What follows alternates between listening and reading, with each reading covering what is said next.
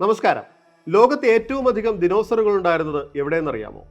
ഇന്ത്യയിലെന്നാണ് ചില ശാസ്ത്ര മേഖലകളിൽ പ്രവർത്തിക്കുന്നവരൊക്കെ പറയുന്നത്, പ്രത്യേകിച്ചും മധ്യപ്രദേശിൽ.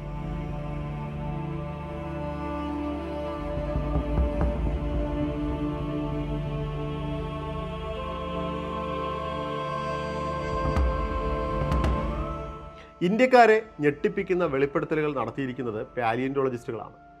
ഫോസിലുകളെക്കുറിച്ച് പഠിക്കുന്ന ശാസ്ത്രജ്ഞരാണ് പാലിയന്റോളജിസ്റ്റുകൾ. ഇവരുടെ ഈ നിർണായക കണ്ടെത്തലിലൂടെ ചില പുതിയ പഠനങ്ങളിലേക്ക് വെളിച്ചം വീശുകയാണ്. മധ്യപ്രദേശിലെ ധാർ ജില്ലയിൽ നടത്തിയ പരിശോധനയിലാണ് 92 ഇനങ്ങളിൽ നിന്നായി ദിനോസറുകളുടെ വാസസ്ഥലത്തിൻ്റെയും 256 മുട്ടകളുടെയും ഫോസിലുകൾ കണ്ടെത്തിയത്. ടൈംസ് ഓഫ് ഇന്ത്യയാണ് ഇക്കാര്യം ആദ്യം റിപ്പോർട്ട് ചെയ്തത്. മുട്ടയുടെ ശേഷിപ്പുകൾ കണ്ടെത്തിയ സ്ഥലങ്ങളിൽ 1 മുതൽ 20 മുട്ടകൾ വരെ എന്ന കണക്കിൽ ഉണ്ടായിരുന്നുവെന്നും ഗവേഷകർ വെളിപ്പെടുത്തി.